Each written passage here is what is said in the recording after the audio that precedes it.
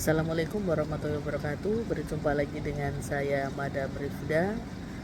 Alhamdulillah pagi hari ini kita bisa membahas lagi mengenai reaksi-reaksi dari pasien, permasalahan-permasalahan dari pasien. Dan pagi hari ini saya akan membahas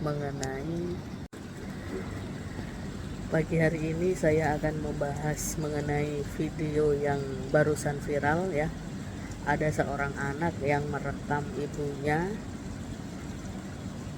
sedang emosi ya, melempar kursi, meja, ya kan.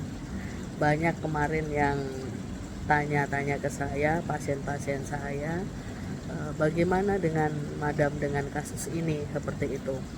Apakah ini ada gangguan dari luar ya? Itu kiriman atau karena memang penyakit secara medis ya. Kita akan kupas di dalam video pagi ini, kita akan membahas semuanya di sini. Yang saya lihat di sini dari pertama ini ya, sebelum kita membahas mengenai ibunya, kita membahas mengenai aura dari rumah itu, ya kan. Yang saya lihat memang semua perabot-perabot itu sudah istilahnya sudah banyak yang tidak ada di situ ya, karena dibanting sama ibunya, terus dibuat sampai hancur, jadi sudah nggak ada ya beberapa, dan rumahnya lowong lah di situ beberapa ruangan ya. Di sini saya lihat memang aura dari rumah itu diselimuti energi-energi negatif ya.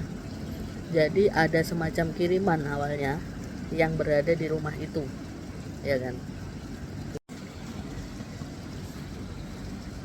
Yang saya lihat di sini memang ada yang tidak suka ya, yang tidak suka dengan ibu itu ya.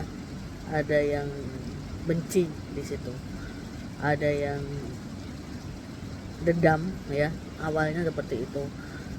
Entah itu karena ada kecemburuan sosial atau karena ibu ini secara nggak sadar menyakiti perasaan orang tersebut, seperti itu ya, tanpa disadari. Yang saya lihat seperti itu. Jadi yang pertama kali kenapa ibu ini jadi berubah ya, bukan kirimannya ini langsung ke ibu itu, bukan. Yang saya lihat dari ibu itu, bukan. Yang saya lihat dari pertama kirimannya ini berasal dari rumah itu. Jadi rumahnya dikirimi energi-energi negatif ya. Itu dari setiap ada kiriman terus-terusan sampai puncaknya di situ diselimuti. Jadi rumah itu seperti ditutup ya, mohon maaf, ditutup seperti tudung saji ya. Terus ada kayak jaring-jaringnya gitu ya, ditutup seperti ini, terus seperti kayak ada jaringnya yang awalnya menimbulkan energi-energi negatif karena kiriman itu tadi. Pihak keluarganya mungkin di sini yang saya lihat tidak kerasa ya, atau mungkin kerasa tetapi ini apa kan, seperti itu. Dalam arti kalau rumah itu dikirimi energi-energi negatif itu pasti kerasa. Yang dirasakan apa? Yang ada di orang-orang yang ada di sekitar rumah itu, di dalam rumah itu, ya kan. Yang dirasakan pertama, yang saya biasanya energi-energi negatif itu menimbulkan perasaan yang tidak tenang waktu masuk di dalam rumah yang terdapat energi-energi negatif, ya kan. Yang kedua, hawanya itu panas. Ketiga, gelisah, nggak tenang. Terus biasanya orang yang berada di dalam rumah itu tidurnya malam-malam ya, karena hatinya itu tadi nggak tenang ya. Biasanya habis subuh baru tidur, atau di atas jam 12 malam baru tidur. Nah, energi-energi negatif ini biasanya masuk mulai pukul 9 ke atas itu sudah mulai, istilahnya kalau kiriman-kiriman ya, itu sudah mulai, dia udah mulai masuk, udah mulai bergerilya di situ ya kan. Terus puncaknya jam 11 ke atas, jam 12, apalagi jam 2. Ini adalah titik puncak energi negatif itu masuk di dalam rumah. Efek dari energi negatif masuk di dalam rumah ya, biasanya efeknya bikin penghuni itu tidak nyaman ya, cekcok terus antara anak dengan orang tuanya atau suami dengan istrinya, seperti itu. Jadi dibuat seperti tidak betah ya. Terus efek selanjutnya itu biasanya di sini yang menyebabkan di dalam diri kita itu pengen cepet-cepet keluar rumah dari itu. Jadi kayak nggak tahan, kayak ada sesuatu yang membuat tidak kerasan ya di rumah tersebut. Pengen keluar terus, keluar rumah terus. Bawaannya ya udah di rumah cuma tidur, nanti keluar lagi, istilahnya seperti itu. Jadi rasa nyamannya di dalam diri itu tidak ada kayak gitu. Jadi cepet-cepet pengen segera keluar terus ya. Efeknya seperti itu, macam-macam. Terus pasien juga tanya, "Madam, menurut madam ya kan, itu ibu itu juga ditempeli sesuatu enggak? Sekalipun rumah itu dikirimi energi-energi negatif kan," seperti itu ya. Jadi gini, saya jelaskan. Ibu itu juga dikirimi sesuatu ya, sama orang yang tidak suka ini tadi yang saya bahas di awal ya kan. Ditempeli energi-energi negatif ini berupa nenek-nenek ya, wanita yang dibahas di video kemarin itu. Anaknya ini melihat sosok perempuan ya, seperti kayak Kunti ya. Sebenarnya Kunti ini jelmaan dari si nenek-nenek ini tadi ya kan. Dia bisa menjelma apapun di situ, yang pertama. Terus yang kedua, ada sosok bentuknya sampai merinding saya. Bentuknya ini laki-laki ya kan, agak tua. Terus sama ada sosok harimaunya di situ. Jadi ada 3 sosok yang saya lihat ya, yang membuat ibu ini, terutama harimaunya ini ya kan, ini emosinya sangat tidak terkendali, sangat tidak terkontrol ya kan. Kalau untuk nenek-neneknya ini, wajahnya ibu itu saya lihat kan berubah-ubah, kadang muda, kadang tua, walaupun umurnya juga sudah berumur, tetapi raut wajahnya yang, jadi raut wajahnya ini saya lihat dari semakin hari ya kan, apalagi di video itu terlihat jelas ini semakin tua ya. Terus seperti badan ibu ini diikat sesuatu seperti itu. Jadi kayak istilahnya energi negatif ini mengikat pikiran dan hatinya ibu ini, sekalipun ini tadi ada bentuk kiriman ini tadi berupa 3 makhluk itu ya kan. Nah, ini kita hubungkan secara medisnya. Kalau secara medisnya pasti ini depresi, bipolar, kan arahnya ke situ ya kan.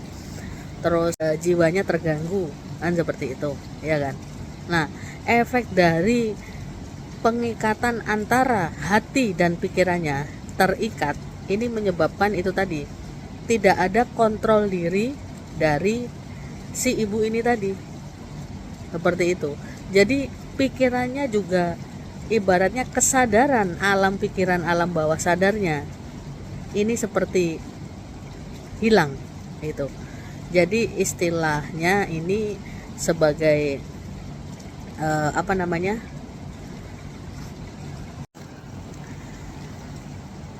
kalau orang istilahnya pikiran hatinya tidak menyatu ya kan, secara medis pasti berdampak pada jiwanya, pada pikirannya. Bagaimana dia bisa berpikir, bagaimana istilahnya dia bisa terbuka hatinya, bagaimana dia bisa menyelesaikan segala sesuatu permasalahan yang ada di dalam dirinya. Itu kan tidak bisa, karena ini tadi ada pengikat diri di dalam diri beliau, seperti itu. Sekalipun secara medisnya ini karena ada gangguan apa? Pikiran dan hatinya. Lah, pikiran dan hatinya ini diikat secara non medis ini tadi, karena ada kiriman. Jadi semuanya itu tidak bisa terkontrol dan tidak bisa terkendali. Pikiran dan hatinya ini tidak bisa diajak untuk berpikir, diajak untuk bagaimana sih seharusnya, ya apa yang saya lakukan. Semua itu tanpa adanya kesadaran diri, karena di sini mengakibatkan itu tadi, emosi semakin memuncak, ya. Terus bisa jadi ibunya ini memendam emosi yang sangat tinggi, ada rasa tidak nyaman di dalam dirinya, ya, secara non medisnya ini mengakibatkan itu tadi, luapan emosinya saat itu juga tersampaikan karena sudah numpuk-numpuk, ibaratnya sudah sabarnya itu sudah melampaui batas lah. Nah, seperti itu bisa jadi efeknya secara medisnya seperti itu, ya. Yang saya lihat itu, pandangan saya, pendapat saya seperti itu. Ini madam, pasien saya ada yang tanya, pada waktu haji katanya ini tadi, ya, itu ditabok, jangan cerewet, kan seperti itu. Kita umroh, kita naik haji, itu ibadah, ya kan. Apa yang kita lakukan di dunia selama ini, entah kita sengaja ataupun tidak sengaja, ya kan, pasti di sana juga istilahnya dapat teguran, ya. Lah, ini tadi yang dimaksudkan berarti ini ada teguran dari siapa? Dari Sang Maha Pencipta, ya kan. Teguran apa? Ya itu tadi, entah pada masa hidupnya, ya kan, ibu ini pernah, itu tadi yang saya bahas di awal, pernah menyakiti hati seseorang, ya. Dan orang tersebut akhirnya sakit hati, akhirnya dendam dan mengirimi itu tadi energi negatif yang mengakibatkan ibu ini seperti itu tadi jalannya, ya. Nah, makanya itu dalam setiap kita perkataan, setiap kita berbicara itu harus benar-benar dijaga, ya. Kalau enggak, ya itu tadi, ada orang yang sakit hati terus orangnya diam, orangnya nggak balas, orangnya nggak ini, tahu-tahu dia ke dukun ngerjain, buatlah pikirannya jadi kacau, jadi kayak orang gila, jadi ini jadi itu, kan seperti itu, ya kan. Terus buatlah dia sakit atau buatlah apalah, namanya orang dendam. Kita sebagai manusia kadang-kadang kalau berbicara juga istilahnya di sini ada yang nggak sadar, ada yang sadar. Lah, menurut kita tidak menyakiti, tapi bagi menurut orang lain, kalau istilahnya di sini hatinya lembut, terus dikasih omongan seperti itu langsung sakit hati, kan juga bisa. Makanya kita tetap hati-hati dan waspada, yang pernah saya bilang, sering saya bilang seperti itu, ya. Karena di lingkungan kita kebanyakan orang-orang yang ada di dekat kita itu adalah musuh kita, seperti itu. Jadi kita juga perlu waspada, kita juga perlu hati-hati, tetap berbuat baik, ya. Sekalipun kita dijahati orang-orang, biarkan alam yang membalas semuanya itu. Jadi kalau istilahnya ada orang yang tidak suka dengan kita, ya udah diamkan aja. Ada orang misalkan ngirimi energi negatif, biarkan alam yang membalas dengan sendirinya, seperti itu, ya. Tetap berbuat baik, jangan patah semangat, ya, karena kita tidak tahu perbuatan baik itu yang mana yang kita lakukan akan mengangkat kita ke surga nantinya, seperti itu, ya. Selamat pagi semuanya, ya. Selamat beraktivitas. Besok kita berjumpa lagi. Tetap semangat. Jangan lupa bersyukur untuk hari ini. Selamat pagi. Assalamualaikum warahmatullahi wabarakatuh. Salam mesem guyung gleweh dari Madam Rifda.